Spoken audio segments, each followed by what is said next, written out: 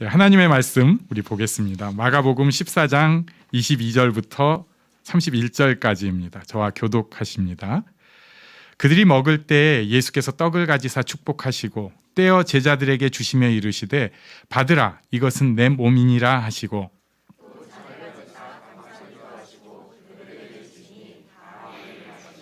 이르시되 이것은 많은 사람을 위하여 흘리는 나의 피 곧 언약의 피니라.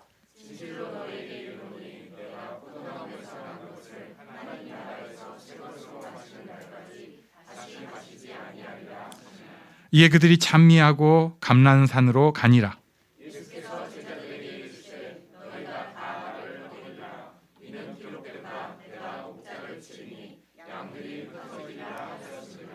그러나 내가 살아난 후에 너희보다 먼저 갈릴리로 가리라.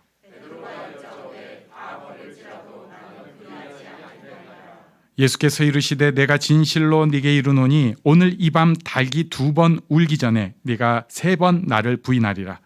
베드로가 힘있게 말하되 내가 주와 함께 죽을지언정 주를 부인하지 않겠나이다 하고 모든 제자도 이와 같이 말하니라. 아멘. 오늘 본문은 2가지 장면으로 이루어집니다. 첫 번째는 유월절 식사, 그리고 우리가 이제 최후의 만찬이라고 부르는 그 장면이에요. 여기 보면은 22절에 떡을 가지사 축복하시고 떼어 제자들에게 주셨다. 또 23절에 잔을 가지사 감사기도 하시고 그들에게 주시니, 그래서 지금 우리가 떡과 잔을 나누는 것을 성찬식으로 삼고 있습니다. 이것은 은혜의 방편으로 우리에게 주어진 축복이라고 해서요, 교회에서도 적극 권장을 하는 거예요. 근데 지금 3년을 성찬을 못하고 있네. 그리고 이것에 대해서 또 설명을 해주시는데 내 몸이라고 하셨듯이 24절에서 많은 사람을 위해서 흘리는 나의 피다, 언약의 피다. 그러면서 25절에서 내가 포도나무에서 난 것을 하나님 나라에서 새 것으로 마시는 날까지 다시 마시지 아니하리라. 여기부터 사실 조금 이해가 갑자기 어려워지기 시작합니다. 이게 무슨 말씀이지? 그러니까 지금 포도주를 가지고 성찬식을 하는데 이걸 왜 갑자기 마시고 나서 마시지 아니하리라고 하시는 걸까? 조금 이상해요. 또 26절에 보면 이에 그들이 찬미하고 감난산으로 가니라, 이렇게 말씀이 있어요. 왜 여기서 찬미하고 감난산으로 갔을까? 제가 이거 시험 문제에 나와갖고 틀려서 좀 억했던 감정이 있습니다. 제자들이 직접 찬미했다는 기록이 복음서에 있다, 없다? 제자들이 찬송을 했다는 기록이 없는 것 같은데 했는데 이게 있는 거예요. 이에 그들이 찬미하고 감난산으로 가니라. 그래가지고 제가 99점. 되게 있잖아요. 괜히 못하는 건 틀려도 기억이 안 나는데 완벽했다 했는데 이거 하나 틀렸을 때 그랬었던 거예요. 근데 왜 이들이 여기 찬미를 했을까? 찬미하고 예수님이 지금 막 그러셨잖아요. 지금 떡, 내 살, 피 이러고 계시고 다시는 마시지 않는, 좀 이해가 안 되는 말씀을 하시는데 거기서 갑자기 찬미하고 갔을까? 이것을 여러 가지로 해석들을 하는데 유월절 예식이랑 비교를 하면은 이게 훨씬 이해가 쉬워집니다. 유월절 때 이 가정들끼리 모여서 식사를 했어요. 그러니까 우리나라로 하면은 설날에 아침에 떡국을 먹는 것과 같은데 이게 딱 우리나라는 지금은 이제 정해진 형식이 거의 없긴 합니다. 여러분은 세배를 먼저 하고 떡국을 드세요? 떡국을 먼저 먹고 세배를 하세요? 별로 중요하지 않아졌잖아요. 근데 이거 되게 중요하게 여기는 때도 있었습니다. 그러면서 또 서열별로 딱 그 세례를 하는 그 모습이 엄청 중요한 때가 있었는데 유월절 예식도 이것처럼 좀 지키는 게 있어요. 딱 지키는 게 있는데 첫 번째 시작하기 전에 가장, 그 집안에 이제 가장이 감사기도를 합니다. 그리고 나서 미리 이제 말씀을 드리면은 포도주가 4번 짠을 해요. 우리식으로 요새 말로 하면 그냥 건배라고 할 수도 있는데 4번 짠을 합니다. 그래가지고 감사 기도를 한 다음에 처음 시작한다고 다 이제 잔을 들고 딱 한 모금 마시는 거죠. 그러면서 그 다음에 잔을 마시고 하는 게 쓴 나물, 채소를 먹으면서 유월절의 의미를 새깁니다. 그러니까 쓴 나물, 그런 쓴 채소를 먹으면서 가장이 이걸 핫가다라고 하는 것에서 유월절 부분을 읽어주는 게 이게 뭐냐면은 이 떡은 고난의 떡이니 우리 조상들이 애굽에서 먹었던 곳이로다. 이제 굶주린 자들은 와서 이 떡을 먹을지어다. 이제 궁핍한 자들은 와서 이 유월절 음식을 먹을지어다. 이렇게 핫가다를 선언을 합니다. 그럴 때 그 앉아 있는 나머지 회중들은 시편 113편, 114편을 이렇게 읊조렸다고 해요. 읊조린다. 이게 그 원칙이래요. 시편 113편, 114편에는 무슨 얘기가 나오냐면 할렐루야 여호와의 종들아 찬양하라 여호와의 이름을 찬양하라 우리도 아는 거. 해 돋는 데서부터 해 지는 데까지 여호와의 이름이 찬양을 받으실지로다. 요거 나오는 거예요. 그러면서 이 찬양을 회중들은 하고 있고 그러니까 가족들은 하고 있고 가장은 이제 핫가다를 딱 얘기를 한 다음에 그 다음에 두 번째 짠을 합니다. 두 번째 잔을 딱 나누면서 이때부터는 이제 침묵이에요. 말을 안 하고 그리고 무교병 좀 전에 쓴 떡 얘기를 했잖아요. 그러니까 무교병과 그 다음에 이때 어린 양의 고기를 서로 이렇게 먹었대요. 조용히 침묵 가운데 이제 조용히 먹는 거예요. 그러니까 제가 조금 상상을 해보니까 약간 웃겨요. 그 전까지만 해도 막 왁작지껄 하면서 뭔가 막 엄숙한 얘기도 하고 그랬다가 갑자기 조용. 그리고 또 씹는 소리 좀 나잖아요. 그러면 한국식으로 하면 야 쩝쩝하면 안 돼. 막 그럴 수 있는데 조용. 이렇게 갑자기 제 생각으로 지금 군대가 있는 희상이 같으면 약 10분 정도는 걸릴 거고 저 같은 사람은 3분 정도가 이제 조용히 먹고 있는 거죠. 그래갖고 조용. 갑자기 그 소음과 이 조용을 통해서 또 사람들의 마음을 건드리는 게 있었을 것 같아요. 그래갖고 조용해져요. 그 다음에 갑자기 가장이 세 번째 잔을 딱 듭니다. 그래가지고 또 짠 하면서 세 번째 잔을 한 다음에 가장이 감사 기도를 하는데 그때 가족들은 또 다시 시편을 읽는데 그게 이제 시편 115편부터 118편이에요. 그래가지고 여기에 나오는 거는 뭐냐면은 우리의 여호와께서 내 음성과 내 간구를 들으심으로 내가 그를 사랑하는도다. 우리에게 향하신 여호와의 인자하심이 크시고 여호와의 진실하심이 영원함이로다. 할렐루야. 또 여호와께 감사하라 그는 선하시며 그의 인자하심이 영원함이로다. 요런 찬양을 가족들이 같이 찬양을 합니다.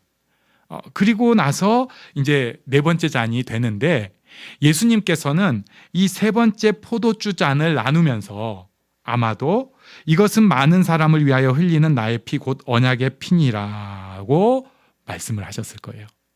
그러니까 두 번째 잔 다음에 원래 떡 무교병을 먹었듯이 그때 이게 내 살이다 말씀을 하셨고 세 번째 잔을 나누면서 세 번째 잔이 이것이 너희를 위하여 흘리는 나의 피 곧 언약의 피니라 이렇게 말씀을 하시고 그리고 마지막에 원래는 네 번째 포도주 잔을 딱 마시면서 유월절 만찬이 마무리가 되는 겁니다. 근데 그걸 안 하신 거예요. 그러면서 그러면 그렇잖아요. 제가 가끔 순서 빼먹고 그러면 다들 눈치로 막 목사님 빠졌어요 하고 제가 정말 화다닥 놀래면서 그렇구나. 그런데 예수님 딱 진지하게 이제 다들 끝내려고 기다리고 있는데 안 하시는 거죠. 그러면서 내가 포도나무에서 난 것을 하나님 나라에서 새 것으로 마시는 날까지 다시 마시지 아니하리라. 그러니까 뭐지? 왜 네 번째 잔으로 끝을 안 내셨을까? 유월절 기념이라고 생각만 했는데 이게 성만찬의 출발이고 성만찬의 마지막은 천국에서 마무리 지으실 것이다. 이렇게 제자들은 이해를 바로 한 거예요. 그것에 대해서 신학자들이 얘기를 해요. 이게 예수님이 이제 온 천지를 완성하실 때에 대한 말씀이다. 이렇게 주장을 하는 사람도 있고 어떤 사람은 예수님의 십자가 피 흘리심이 결국 네 번째 잔이다. 이렇게 또 은혜롭게 설명을 하는 사람도 있는데 그건 뭐 어떻게 해석을 하든 예수님께서 마지막 잔을 멈추고 안 하고 이것은 뒤에 이제 완성의 때가 있다는 것을 알려주신 거예요. 그래서 그 완성의 때가 십자가라고 볼 수도 있고 종말이라고 볼 수도 있고 아무튼 보통은 그냥 마무리 지었던 걸 멈췄습니다. 그리고 나서 이 네 번째 잔은 마시지 않았지만은 그때 제자들이 아까 우리 얘기했던 시편 115편, 118편 여호와께 감사하라 그는 선하시며 인자하심이 영원함이로다. 내 음성과 간구를 들으심으로 내가 그를 사랑하는도다. 여호와의 인자하심이 크고 여호와의 진실하심이 영원함이로다. 할렐루야. 이런 찬양을 하면서 감난산으로 간 것입니다. 그러니까 뜬금없는 찬미가 아니라 유월절 예식에 따른 순서대로 제자들이 찬미를 한 거예요. 그래서 이 성찬식 이 장면은 유월절 예식을 이렇게 싹 가져오면서 유월절이라는 게 출애굽을 기억하고 기념하고 또 이것을 우리 삶에서 이제 더 드러내는 어떤 축복, 승리에 대한 영원의 예식인데 그것을 예수님께서 그대로 가져오셔가지고 성찬식을 시작하시니까 제자들의 마음이 어땠겠습니까? 야, 감동적이다. 이제는 예수님만 하실 수 있는 뭔가를 하시는구나. 다른 데서 들어보지도 못했고 몰랐던 정말 이 유월절 만찬이 진짜 어떤 만찬인지를 제대로 알려주시는 그 깊이 있고 정말 만져주시는 말씀이고 이거 이루신다는 말씀이고 그래가지고 제자들이 굉장히 감동을 받은 그때라고 우리가 이해를 할 수 있어요. 그런데 그때 은혜롭게 진행된 성찬식 다음 막 동료애도 느끼고 감동이 있는데 예수님께서 이상한 말씀을 하셨습니다. 우리 27절을 같이 읽겠습니다. 27절 시작. 예수께서 제자들에게 이르시되 너희가 다 나를 버리리라. 이는 기록된 바 내가 목자를 치리니 양들이 흩어지리라 하였음이라. 아멘. 예수님께서 이상한 말씀을 하셨습니다. 너희들이 나를 버릴 것이다. 이건 이제 다르게 말하면 걸려 넘어지게 될 것이다. 그리고 이것이 내가 너희를 버리는 것은 아니다라는 취지로 28절에 말씀을 해주시죠. 내가 살아난 후에 너희보다 먼저 갈릴리로 가리라. 그러니까 너희가 다 흩어지고 나를 버리고 걸려 넘어지지만 나는 너희를 버리지 않고, 그래서 이것을 어떻게 해석하는 사람도 있냐면 내가 살아난 후에 너희를 갈릴리로 인도하리라. 그래서 예수님께서 너희를 인도하신다는 것을 보여주신 말씀이라고 하는 사람도 있어요. 방금 성찬식 은혜롭게 하고 새로운 하나님 나라의 질서에 대해서 뭔가 예수님밖에 할 수 없는 예수님스러운 말씀을 은혜롭게 해주셨어요. 그런데 갑자기 너희가 다 나를 버리리라. 너희가 다 걸려 넘어질 것이다. 그랬더니 제자들이 이상한 반응을 보일 수밖에 없죠. 네, 29절 우리 같이 읽겠습니다. 시작. 베드로가 여짜오되 다 버릴지라도 나는 그리하지 않겠나이다. 아멘. 이것에 대해서 굉장히 신령하신 분들은 아이 베드로가 말이야 또 삽질이네. 우리도 사실 그렇게 보기 쉬워요. 근데 성경을 가만히 읽어보면 요거 자체에 대해서 그렇게 비난하거나 베드로는 역시 쓰레기야 이런 뉘앙스가 한 번도 안 나옵니다. 그냥 담담하게 베드로가 이렇게 얘기했다예요. 우리가 하나님 앞에서 행하는 반응은 가장 기본은 그냥 자연스러운 거예요. 저라면 안 이랬을까요? 지금 예수님스러운 말씀, 정말 예수님만 하실 수 있는 말씀으로 마음을 탁 건드려 주셨는데 거기서 그 다음에 갑자기 너희가 다 나를 버릴 거다. 예? 저는 아니에요. 전 예수님 따라갈 거예요. 이렇게 반응하는 게 오히려 더 자연스러운 거 아닌가요? 베드로는 그런 사람이었어요. 예수님 따르는 제자들은 자연스러운 사람들입니다. 우리가 교회를 다니고 은혜를 받는다고 하면 뭔가 좀 막 꺾고 나무를 이렇게 막 이렇게 해가지고 막 어떻게 교정하는 생각을 자꾸 해요. 하긴 뭐 그런 면도 있긴 해요. 막 새벽기도 해야 된다고 갑자기 막 약속 이래가는 이런 거 조금 그런 면도 있지만 가장 기본은 예수 믿는 것은 하나님 앞에 자연스러운 것입니다. 모르면 묻는 거고요. 아니면 아닌 것 같다고 하는 거고 감동이 되면 예라고 하는 거예요. 제자들이 이렇게 자연스러운 사람이었습니다.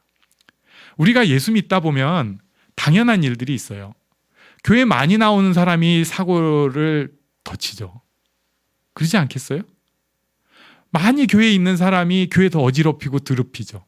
안 그러겠어요? 근데 나는 원체 거룩하다 보니까 내가 뭔가 교회에 약간의 해를 끼치거나 교회에서 부끄러운 일을 하면 그게 막 이건 아니야. 난 이럴 수 없어. 나 이제 입 다물고 조용히 뒤에 숨어 있을 거야. 그러지 마세요. 교회는 사회에서는 우리가 여러 가지 요인으로 해서 좀 찌그러져 있을지 몰라도 교회에서는 가끔 주책 맞은 짓도 하고 안 그러면 좋은데 푼수떼기 짓도 하고 우리 잘하는 말이죠. 이불킥. 집에 가서 생각해보면 그런 걸 내가 왜 해서 진짜 내가 입을 깨물어버리고 진짜 이런 거 해도 됩니다. 교회가 오히려 그렇게 해줄 수 있는 곳이 되어야 해요. 뭐 실수 하나 하면은 뭐 내가 그럴 줄 알았다 이런 눈빛으로 보고 저게 20년 전에 그런 얘기 했던 놈이야. 이런 거는 이제 진짜 부끄러운 줄 알아야 돼요. 교회는 우리가 좀 창피한 일이 있어도 그거 다 받아줄 수 있는 곳이 교회가 돼야 됩니다.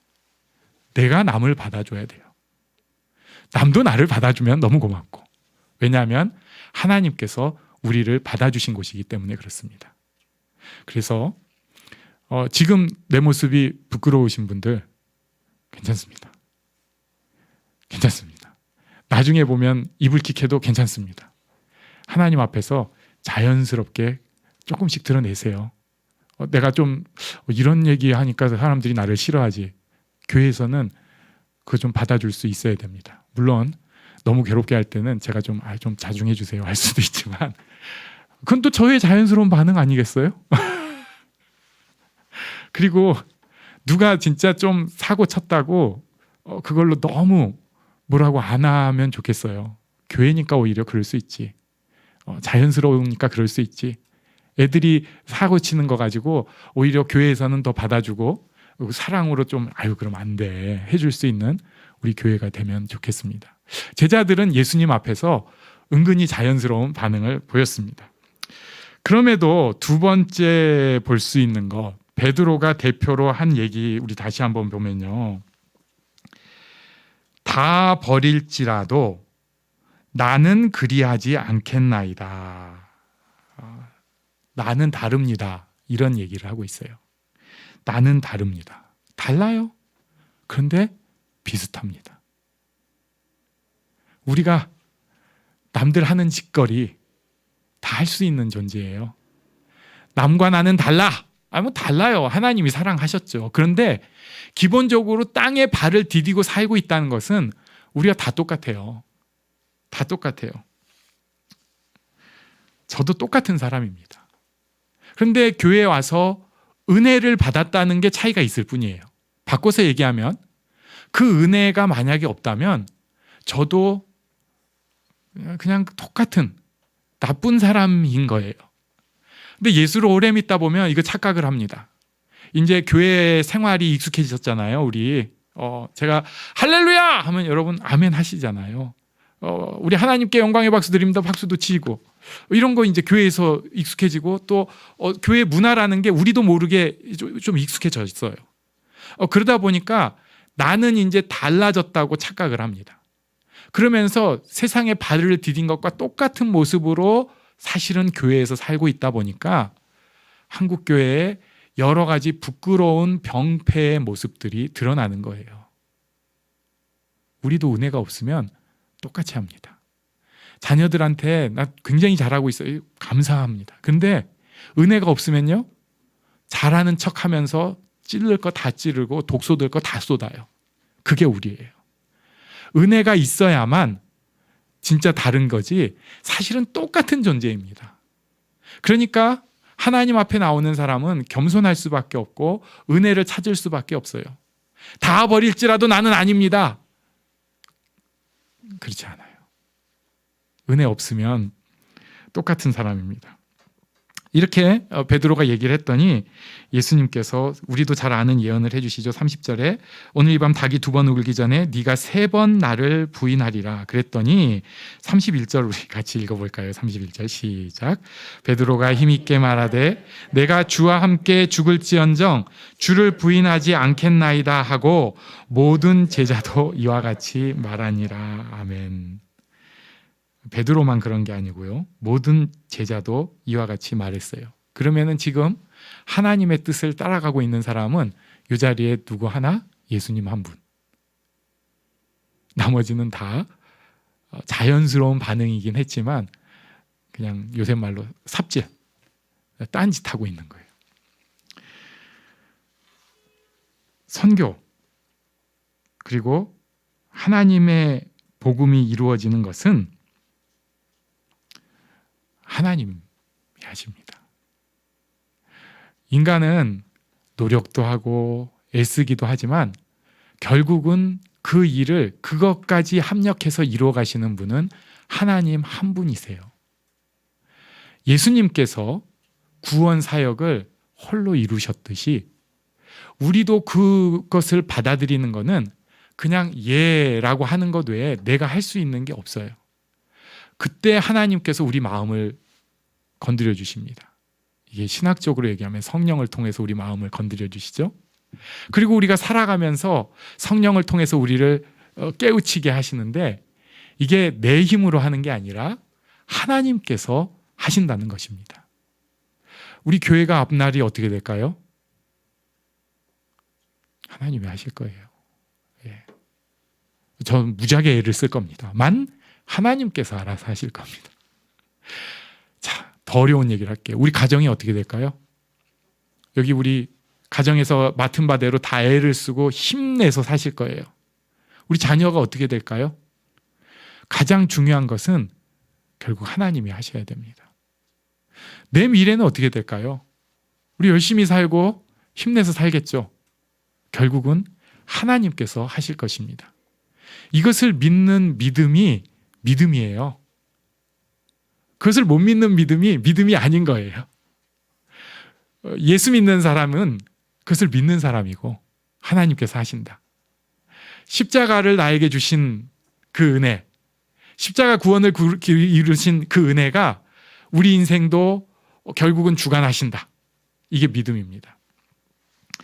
로마서 8장 28절 말씀을 우리 다 같이 한번 읽고 외워보겠습니다. 시작. 우리가 알거니와 하나님을 사랑하는 자, 곧 그의 뜻대로 부르심을 입은 자들에게는 모든 것이 합력하여 선을 이루느니라. 아멘. 이 믿음이 우리에게 필요합니다. 하나님께서 우리 인생을 아름답게 가꾸어 가실 거예요. 이것을 믿고 가끔 실수하고 부끄러워도 다시 한번 하나님 뜻 따라가는 믿음의 용사들 되기를 축복합니다.